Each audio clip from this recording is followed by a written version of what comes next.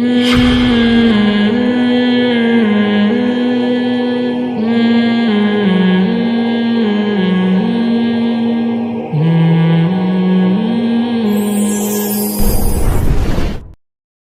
تعالیٰ نے قیامت کی ہولناکیوں کا تذکرہ کیا ہے، اور اللہ تعالیٰ نے بتایا ہے کہ ایک وقت آنے والا ہے اذا الشمس کوورت، جب سورج بے نور ہو جائے گا، ستارے جھڑ جائیں گے، وَإِذَا الْجِبَالُ سُيِّرَتْ، پہاڑ اپنی جگہ سے ہلا دیے جائیں گے، وَإِذَا الْعِشَارُ عُطِّلَتْ، 10 ماہ کی گاون اونٹنیاں ایسے ہی چھوڑ دی جائیں گی۔ ایک تمثیل ہے، مثال ہے، یعنی لوگ اپنی قیمتی اموال کو بھی بھول جائیں گے۔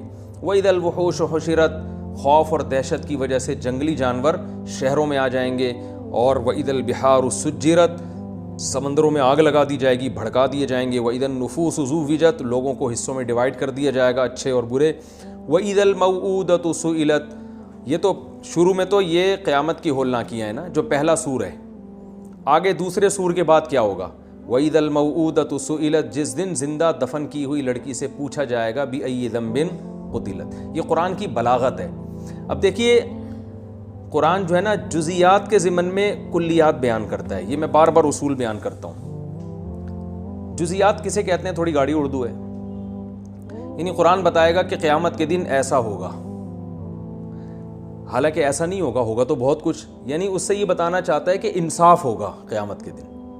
اب ہو یہ رہا ہے، قرآن یہ بتا رہا ہے کہ سورج تباہ ہو جائے گا۔ اصل میں تو کیا، اس کو 2 لفظوں میں یوں بیان کیا جا سکتا تھا کہ ایک دن آئے گا پوری کائنات تباہ کر دی جائے گی اور سب سے حساب و کتاب لیا جائے گا۔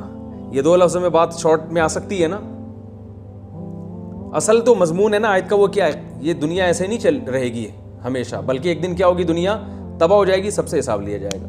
یہ ایک اصول ہے، قاعدہ بیان کیا جا رہا ہے، لیکن قاعدہ قرآن جو بیان کر رہا ہے وہ واقعات بیان کر رہا ہے کہ ایسا یہ واقعہ بھی ہوگا، یہ واقعہ بھی ہوگا، یہ واقعہ بھی ہوگا، اور یہ واقعہ بھی ہوگا۔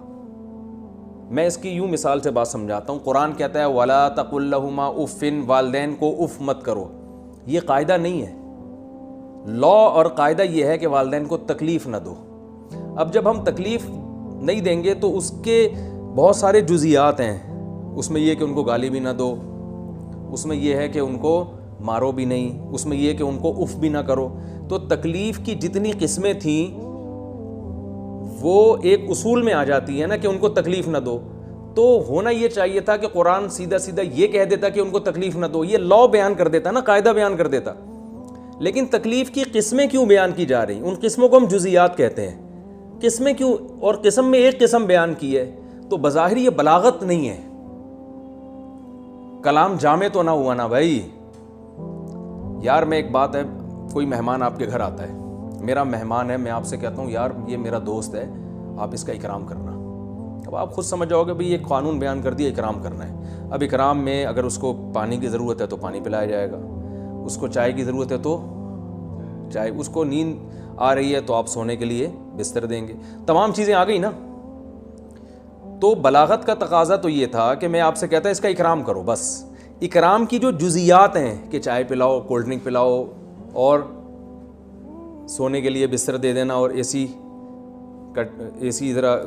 سی آن کر دینا، ڈرامہ دیکھنے کا دل چاہ رہا ہے تو ارطغرل دکھا دینا، ٹھیک ہے نا، یہ تو ساری جزیات ہیں نا۔ تو اس سے تو کلام لمبا ہو رہا ہے۔ تو ہونا یہ چاہیے تھا کہ میں آپ سے یہ کہہ دیتا کہ بھائی میرا گیسٹ آ رہا ہے اس کا اکرام کرو۔ اب آپ پہ چھوڑ دیتا ہے بھائی اکرام تو خود سمجھ جاؤ اکرام کسے کہتے ہیں۔ لیکن قرآن یہاں اصول بیان نہیں کر رہا، وَلَا تَقُل لَّهُمَا اُفٍّ میں بھی قرآن نے اصول بیان نہیں کیا، بلکہ یہ ایسے ہی ہے، قرآن نے کہا والدین کو اف نہ کرو، حالانکہ قرآن یہ کہہ دیتا کہ والدین کو تکلیف نہ دو تو اف خود بخود اس میں آ جاتا۔ لیکن قرآن کی عادت یہ نہیں ہے، قرآن جزیہ بیان کرتا ہے اور کہتا ہے اس سے قاعدہ تم نے خود نکالنا ہے۔ اس میں حکمت کیا ہے؟ ہر جگہ ایک نئی حکمت ہوتی ہے۔ یہ بہت ٹیکنیکل پوائنٹ کی باتیں، ان کی قدر کر لیں، ٹھیک ہے نا۔ ایسی باتیں عام طور پہ آسانی سے تفسیروں میں ملتی نہیں ہیں، اس میں بلکہ بعض دفعہ ملتی نہیں ہے، ساری زندگی بھی تلاش کرتے رہے نہیں ملتی، ٹھیک ہے نا۔ وَلَا تَقُل لَّهُمَا اُفٍّ قرآن نے اس لیے کہا ہے کہ قرآن اگر اصول بیان کرتا نا کہ والدین کو تکلیف نہ دو، یہ اصول ہے، تو اس میں ہو سکتا ہے بہت سے لوگ کہتے ہیں بھائی اف کہنے میں تو کوئی تکلیف ہے نہیں, اتنی چھوٹی سی تکلیف ہے کہ یہ اس اصول میں داخل ہے ہی نہیں. لہذا قرآن نے اف کی مثال دی جو تکلیف میں سب سے کم درجے کی تکلیف سمجھی جاتی ہے. بھائی کسی کو آپ کہہ دو اف, اس سے اس کو کتنی تکلیف ہوگی, بہت معمولی سی. تو قرآن نے یہ جزیہ بیان کر دیا کہ جب میں اتنی سی تکلیف برداشت نہیں کر سکتا تو گالی دینا یا ان کو مارنا یہ تو بہت دور کی بات ہے.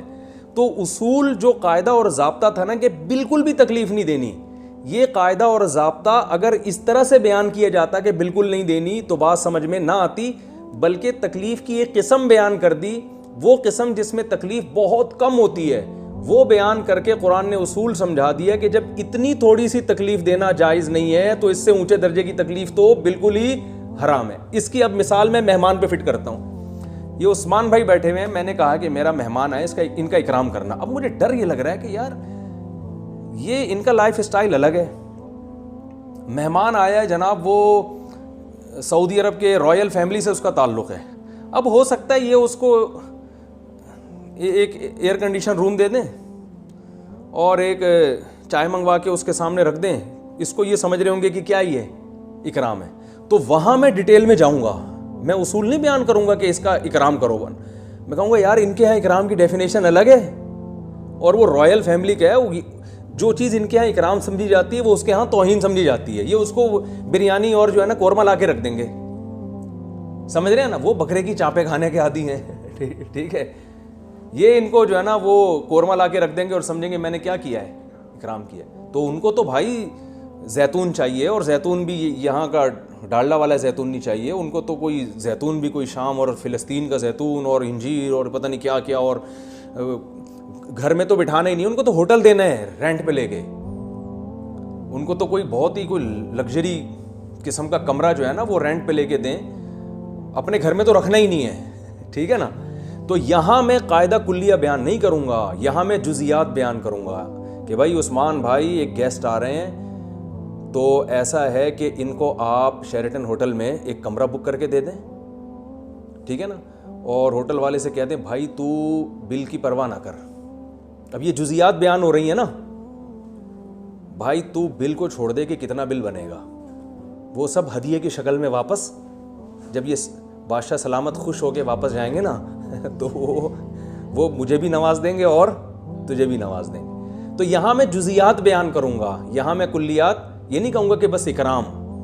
تو قرآن بھی اصول اور ضابطہ اگر بیان کر دیتا نا کہ ایک دن قیامت آئے گی اور سب تباہ ہو جائے گا اور لوگوں کا انصاف ہوگا, تو بات کلیئر نہیں ہوتی. لوگ کہتے ہیں ہوگا انصاف ہوگا, جو اللہ کے سامنے جا کے بیان کر دیں گے, اور جو دنیا میں انتقام لے سکتے تھے وہ بتا دیں گے کہ بھائی اللہ اس نے دنیا میں میرے ساتھ ظلم کیا تو اب بتا. تو اللہ بتا رہے ہیں کہ اصول نہیں بیان کروں گا, میں بتا رہا ہوں کہ جس دن قیامت تباہ آئے گی تو یہ کچھ ہوگا. سورج جو لاکھوں سال سے روشنی دے رہا ہے, جس کے بارے میں تصور ہی نہیں ہے کہ کبھی بے نور ہو سکتا ہے, کیونکہ ہم جب کہتے ہیں نا سب کچھ تباہ ہو جائے گا تو ایک جنرلی یہ خیال آتا ہے بس تباہ ہو جائے گا. ہو سکتا ہے سورج تباہ نہ ہو, وہ اسی طرح چلتا رہے. لاکھوں کروڑوں سال ہو گئے سورج بے نور نہیں ہوا, تو اللہ جزیات بیان کر کے کلیہ سمجھا رہے ہیں کہ یہ جو سورج لاکھوں کروڑوں سال سے چمک رہا ہے اس کی روشنی ختم. سمندر کے بارے میں تصور نہیں ہے کہ آگ لگ جائے اس میں, ادھر توجہ, یعنی پانی میں آگ لگنا ممکن نہیں ہے. تو سمندر کے بارے میں تصور نہیں ہے کہ آگ لگ جائے. ایسی تباہی اگر کلیہ بیان کیا جاتا نا تو اتنی بڑی تباہی کا تصور دماغ میں نہیں آتا. ہم کہتے ہیں زیادہ زیادہ یہ کہ بھائی تباہ ہو جائے گا, سمندر اپنی جگہ رہے گا, پہاڑ ختم ہو جائیں گے. نہ اللہ فرمائے سمندروں میں آگ لگا دی جائے گی, ایسی ہولناکی ہوگی. اور جب حساب و کتاب کی باری آئی تو یہ نہیں کہا کہ سب کا حساب ہوگا, بلکہ اللہ نے فرمایا زندہ دفن کی ہوئی لڑکی سے پوچھا جائے گا بتا تجھے کس جرم میں قتل کیا گیا. یعنی ایسے لوگوں کے مجرموں سے بھی انتقام لیا جائے گا دنیا میں جس کے مجرم سے انتقام کا تصور ہی نہیں ہے. کیونکہ جب کوئی کسی کو قتل کرتا ہے تو وارث انتقام لیتے ہیں نا. بھائی باپ بیٹے کو اگر کوئی قتل کر دے تو باپ کھڑا ہوگا کہ میرے بیٹے کو کس نے مارا. بھائی کو اگر بھائی قتل کر دے تو بھائی کھڑا ہوگا کہ میرے بھائی کو کس نے مارا. یہاں تو جو قصاص لینے والا ہے نا, باپ اپنی بیٹی کی طرف سے قصاص لیتا ہے نا, تو باپ خود ہی جب دفن کر رہا ہے تو پھر کون مجھ سے پوچھنے والا ہے. تبھی عرب میں ایسے کیسز تو عدالت میں آتے ہی نہیں تھے, کیوں عدالت میں لے کے جائے گا کون. بھائی اگر جج کے سامنے ایک شخص جائے گا کہ فلاں نے اپنی بیٹی کو قتل کیا ہے, تو جج اس زمانے میں اس سے کہتا کہ یہ کیس تمہارا تو بنتا ہی نہیں ہے, یہ تو باپ اس کا وارث ہے, باپ آ کے کیس کرے گا, اور ظاہر ہے باپ کرے گا ہی نہیں کیونکہ دفن کس نے کیا ہے, باپ نے. تو ایسے کیسز دنیا میں اس میں انصاف ملنے کی امید بالکل بھی نہیں ہوتی. تو اللہ نے اگر یوں بیان کر دیتے کہ ایک دن دنیا تباہ ہو جائے گی اور لوگوں سے انصاف لیا جائے گا, تو کتنا گہرا انصاف ہوگا یہ بات سمجھ میں نہیں آتی. اس لیے اللہ نے اس کے لیے ایک مثال دے دی کہ وہ انصاف اتنا گہرا ہوگا کہ وَإِذَا الْمَوْءُودَةُ سُئِلَتْ, زندہ دفن کی ہوئی لڑکی سے اللہ خود پوچھے گا بتا تجھے کس جرم میں قتل کیا گیا. یعنی اس کا طرف سے جو ولی ہوگا وہ اللہ ہو جائے گا, حالانکہ ایسی لڑکیوں کو انصاف کی توقع تھی نہیں. تو جب ان لوگوں سے بھی انصاف لیا جائے گا تو باقی لوگ جن کے مطالبہ کرنے والے بہت سے ہوں گے, ان کا کیوں نہیں ہوگا, کیونکہ اس لڑکی کے بارے میں تو اللہ ولی ہوگا نا. اور باقی جو قتل دنیا میں ہوئے ان کے تو بہت سے لوگ, قاتل خود کھڑا ہوگا, مقتول خود کھڑا ہوگا, قاتل کا بھائی آ جائے گا, مقتول کا بھائی آ جائے گا, بہنیں وراثت لینے کے لیے آ جائیں گی. وہاں تو اللہ کے علاوہ بھی اتنے سارے مطالبے ہیں, تو وہ تو بطریق اولا وہ کیسز کھلیں گے, ان کی فائلیں کھلیں گی. سمجھ میں آ رہی ہے بات کہ نہیں آ رہی؟ تو یہ بتانا مقصد ہے. یہ قرآن میں یہ اصول جس کو یہ اصول جس کو سمجھ میں آ جائے نا, کہ یہ لفظ یاد کر لیں, قرآن جزیات کے ضمن میں اصول اور قاعدے بیان کرتا ہے. یہ قرآن کی عادت